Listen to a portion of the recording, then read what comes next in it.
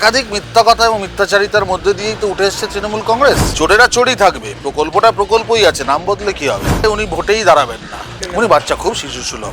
এরকম শিশুসুলভ দাঙ্গাবাজ আমি খুব কম দেখেছি। অত্যাচারের খাতা যদি লেখা হওয়া শুরু হয়, সিপিআইএম এর অত্যাচারের থেকে কোনো অংশে কম যাবে না। টিএমসির মাঝের এমটা হচ্ছে মিথ্যাবাদী, বুঝতে পারেন? শেষে সিটা চোর। এই প্রকল্পটা আগেও চালু করেছিলেন, যদি চালাতেই হতো তাহলে উনি বন্ধ করে দিয়েছিলেন কেন?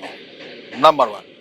নাম্বার টু হচ্ছে যুবকেরা যেভাবে লাইনে দাঁড়াচ্ছে, এবং সেই ওই লাইনে দাঁড়ানো বা ১,৫০০ টাকা পাওয়াটাই কিন্তু ভোট বলে যদি উনি অঙ্ক কষেন, তাহলে সেটা ভুল করবেন।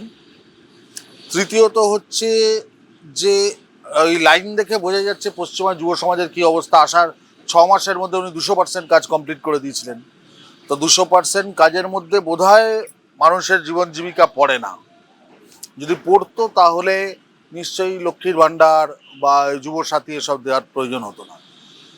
তো এরকম একাধিক মিথ্যা কথা এবং মিথ্যাচারিতার মধ্যে দিয়েই তো উঠে এসছে তৃণমূল কংগ্রেস। তো এটা আরও একটা মিথ্যে কথার পালক সেখানে অ্যাড হলো, এবং ইলেকশনের পর ডেফিনেটলি ওটা থাকবে না, এটা সবাই জানে। যারা নিচ্ছেন তারাও জানে, তারা ভাবছে ১-২ মাস হয়ে যাক। এবং ওখানে ওদের দলের পদাধিকারীরা তো রীতিমতো বলেই দিচ্ছে, ধরে নাও এটা দিয়ে গুটকা খাবে। তো চ্যাংড়াও হচ্ছে, যুব সমাজকে চাকরি দিতে পারছো না, নেশা ধরাচ্ছ। হ্যাঁ, ১,৫০০ টাকা দিয়ে নিয়ে গিয়ে মোড়ের মাথায় মুখে গুটকা দিয়ে জুয়া খেলবে। তাতে যদি যেত ভালো, যেটুকু টাকা হেরে যাওয়ার পরে বাঁচবে সেটা নিয়ে গিয়ে রাত্রে মদ খাবে, তারপর এরোর বাড়িতে ঢিল মারবে, ভাঙচুর করবে, নিয়ে তোমার সিন্ডিকেট স্ট্রং করবে। এটাই মানে বকলমে সেটাই। এবং আমি যারা যারা শুনছেন তারা আমার পক্ষে হতে পারেন, বিপক্ষে হতে পারেন, কিন্তু তাদের সকলের কাছে আমার একটা সরল প্রশ্ন। আমার বাড়িতেও মেয়ে আছে, আপনার বাড়িতেও মেয়ে আছে। আপনি এরকম একটা ১,৫০০ টাকা মাসে রোজগার করা ছেলের সাথে আপনার মেয়ের বিয়েটা দেবেন তো? কিংবা আপনার ঘরে যদি ছেলে থাকে, সে মাসে ১,৫০০ টাকা রোজগার করছে এবং এই জীবনযাপনটা করছে, তাতে আপনি খুশি হবেন তো? যদি হন তাহলে খুব ভালো, এই প্রকল্পটা সাকসেসফুল। যদি না হন তাহলে দয়া করে এই প্রকল্পর সাথে সাথে এই দলটারও প্যাক আপ করুন।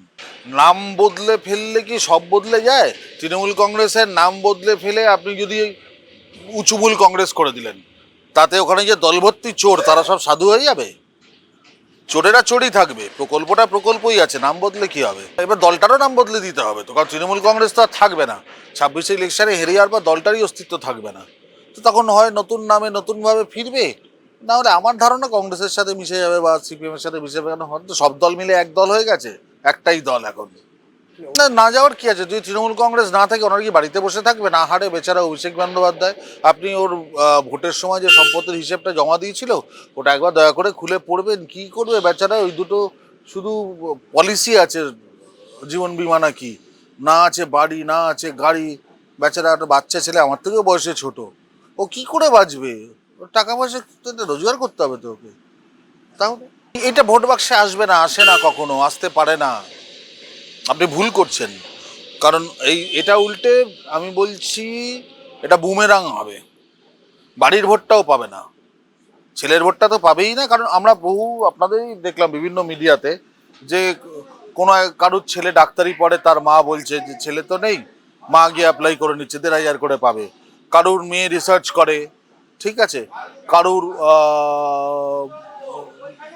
মেয়ে ওই আইটি কোম্পানিতে চাকরি করে, প্রত্যেকেই ভালো চাকরি করে, তারা ফ্রিতে ১,৫০০ টাকা পাচ্ছে, নিয়ে নিচ্ছে। আর ১,৫০০ টাকা তো কারোর বাপের নয়, ১,৫০০ টাকা আমাদের ট্যাক্সের পয়সা থেকে দেওয়া হচ্ছে, কেউ পকেট থেকে দিচ্ছে না। সুতরাং সেই জায়গা থেকে যে যা পাচ্ছে নিয়ে নিচ্ছে, নিতে তো অসুবিধা নেই, আমায় দিলে আমিও নিতাম, সেটা কোনো অসুবিধা নেই। কিন্তু ভোটটা দিতাম কি, আর যারা নিচ্ছে তারা ভোটটা দেবে কি, সেটা আগে দেখুন। ভিক্ষার বিষয় নেই তো, এটা তো সরকারি প্রকল্প, আমরা তো টিএমসির থেকে নিচ্ছি না। আমরা কি তৃণমূলের ভিক্ষা নিতে গেছি নাকি? ওটা তৃণমূলের বাবার টাকায় হচ্ছে, ওটা কার কিচ্ছু হচ্ছে না। ওটা সরকারি একটা প্রকল্প, সরকারি টাকায় হচ্ছে। এবং আমরা যেহেতু, সরকার তো আমারও সরকার, আমি যতই তার বিরোধিতা করি না কেন, আমি সেই সরকারি প্রকল্পের সুবিধা নিচ্ছি। তাই ওটা ছেড়ে দিলে তো কালকে রাস্তার আলো, বাড়ির জল, ঠিক আছে, যে রাস্তায় আমরা হাঁটি, সে সমস্ত কিছু ত্যাগ করতে হবে। সুতরাং সেগুলোর সঙ্গে এর কোনো সম্পর্ক নেই, এর সঙ্গে ভোট গোলালে হবে না। উনি তৈরি থাকুন, ওনার অধিকাংশ এমএলএদের জামানত বাজেয়াপ্ত হবে এবার। আমার প্রেডিকশন যদি মেলে, উনি ভোটেই দাঁড়াবেন না। উনি এখন ওই ধরি মাছ নাচুই পানি করে পালিয়ে পালিয়ে বেড়াবেন, ঠিক আছে, ভোটের আগে একটা কোথাও ফেট্টি বেঁধে একটা নাটক করবেন, তারপরে পার্টি উনি ভাবছেন যে পার্টি জিতে ক্ষমতায় আসবে, তারপরে কোথাও একটা বাই ইলেকশনে দাঁড়িয়ে অত্যাচার করে জিতে যাব, যেটা গতবারও হয়েছিল ভবানীপুরে। কিন্তু এবার তো সেই সুযোগ আর থাকবে না। তো ওনার শেষ ইলেকশন হয়ে গেছে, এখন উনি ইলেকশন দেখবেন আরেকটা, মানে ওনার প্রার্থী হিসেবে শেষ নির্বাচন 21-এই হয়ে গেছে। চোরামূল সংসদ মানে কিন্তু হতে পারে, আমি জানি না কি হতে পারে, ঠিক আছে, ডাকাত মানুষের কথা এসব হতে পারে আর কি, আমি জানি না কি হবে, সে ওরাই ঠিক করবো, ওদের দল, উনি আমাদের মাথা ঘামিয়ে লাভ নেই, দলটাই থাকবে না, তার আবার নাম। হ্যাঁ, যা প্রেডিকশন তাই তো, আমরাও তো লোয়ার বেঞ্চে যাক, আপারে যাক, হাইকোর্টে যাক, যে কোনো কোর্টে যাক, সুপ্রিম কোর্টে যাক, ওনাদের গালে ঠাস ঠাস করে থাপ্পড় পড়বে, আর প্রেডিকশন তো ঠিকই আছে, তো ওদের প্রেডিকশন তো মিলবেই, অসুবিধা নেই। আর যা হচ্ছে ঝড়ে বক পড়লে মানে ফকিরের কেরামতি বাড়ে, উনি কেরামতি করছেন, দেখেছো এটা আমি করলাম বলে হলো। আপনি কিছুই করছেন না, হারের জন্য তৈরি হচ্ছেন। তারপরে কোর্টের থেকে কি কি এসছে আপনারা সবাই জানেন, নতুন করে বলার কিছু নেই, ঐতিহাসিক রায় হয়েছে। এবং দ্বিতীয় কথা, সেদিনের সুপ্রিম কোর্টের যা যা নথি, এবং তাতে কোথাও উনি যে দাঁড়িয়েছিলেন এবং উনি যে সওয়াল করেছেন তার কোনো উল্লেখ নেই কিন্তু। দ্বিতীয় কথা হচ্ছে, উনি একজন সাধারণ মানুষ হিসেবে প্রশ্ন করেছিলেন, ওনার তো কোর্টটা পড়ার দরকারই ছিল না। হ্যাঁ, ওরকম হয় আর কি, ধরুন আপনি অভিনয় করতে এসে আপনি উকিল সাজবেন, তো এমনি উকিলরা কোর্ট পড়ুক না পড়ুক আপনাকে পড়তে হবে, কারণ নাহলে উকিল বোঝা যাবে না। তো উনিও সেরকম করেছেন, ধরুন আপনি শুটিংয়ে ডাক্তার হবেন, তা আপনাকে গলায় স্টেথোস্কোপটা রাখতে হবে, ঠিক আছে, অন্য পাড়ার ডাক্তারকে আমরা চিনি, তো সেই যে ডাক্তার বোঝাবাজে রাখতে হবে, তো সেরকম ওনার গোয়াজুর লাইফ ছিল, ঠিক আছে, সব করে খিচবেরি ফটো টোটো তুলে উনি চলে এসছেন। উনি বাচ্চা খুব শিশু সুলভ, এরকম শিশু সুলভ দাঙ্গাবাজ আমি খুব কম দেখেছি।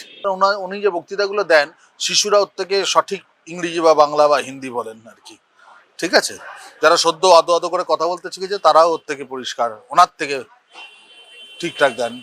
তো ওরা একটা শিশু সুলভ ব্যাপার আছে আর কি, মানে জীবের আর এখনো ভাঙেনি, শব্দ চয়নে অসুবিধা আছে, তো সেই জায়গাতে উনি এর আগে কা কা কু কু সব করেছিলেন না, ওনার ভেঙচি, ওনার হরবোলা, এগুলোর আমি খুব ফ্যান, আমি বাজে কথা বলবো না, আমার শুনতে খুব ভালো লাগে। আমি যখনই কোনো কারণে বিষাদগ্রস্ত হয়ে পড়ি আমি ওই ভিডিওগুলো চালাই, 1500 কেজি 1700 কেজির বাচ্চা শুনি। তারপরে ওনার খুব যখন মানে হয় কোনো বাচ্চাকে দেখি পড়াশোনা করছে না, আমি উদাহরণ দিই তো, ওই যে ওনার ডক্টরেটের ব্যাপারটা বলি, আমি জর্জিয়া কলেজ না কি ছিল, আমি ওরম হবি নাকি, এরম ভাই বকি, ওরম হবি নাকি, তোর জন্য লজ্জায় নাক কান কাটা যাবে, ও ডক্টরেট দিয়ে বাড়ি আসবে, সব বলি আমি বাচ্চাদের। তখন তখন সবচেয়ে বেশি কমেডি রিল তো ওনারই চলে, ঠিক আছে, এটাই ওনার ইউএসপি, উনি খুব বুদ্ধিমত্তার সাথে এটা চালান, আমরাই ভুল করি, আমরা মজা নিই, উনি আসলে ওই মজাটা দিতে চান। ওনার অত সুন্দর একটা বাড়ি চলে, ভেরি গুড না, তো উনি কখনো এরকম ভুলভাল বাংলা বলতে পারে? ওনার বাংলা, ইংরেজি, উর্দু আরো কতগুলো 14টা না কটা ভাষায় বোধহয় লেখা আছে, আমি সরি, আমি ভুল বললে ক্ষমা প্রার্থী আমি। তো যে অতগুলো ভাষা জানে সেরকম ভুল বলতে পারে? আমার মনে হয় না। এটা, এই ঘটনাটা তো প্রথম নয়, তৃণমূল এই ঘটনা এর আগেও বহুবার ঘটিয়েছে, ঠিক আছে। আমাদের মুশকিল হচ্ছে আমরা অমুক তমুক ভাতানি বা পাবলিক মেমোরিজ ভেরি শর্ট, আমরা ভুলে যাই। কিন্তু তৃণমূলের অত্যাচারের খাতা যদি লেখা হওয়া শুরু হয়, সেটা বামফ্রন্টের অত্যাচারের থেকে বা সিপিআইএম এর অত্যাচারের থেকে কোনো অংশে কম যাবে না। একটা কথা বলাটা তো ওদের ইউএসপি, মানে টিএমসির মাঝের এমটা হচ্ছে মিথ্যাবাদী, বুঝতে পারেন, শেষের সিটা চোর। এতগুলো বিজেপি স্টেট আছে, সেখানে গিয়ে দেখুক কোথায় কি খাবার বন্ধ হয়েছে না হয়েছে, এতগুলো স্টেট আছে, উনি গিয়ে দেখুক।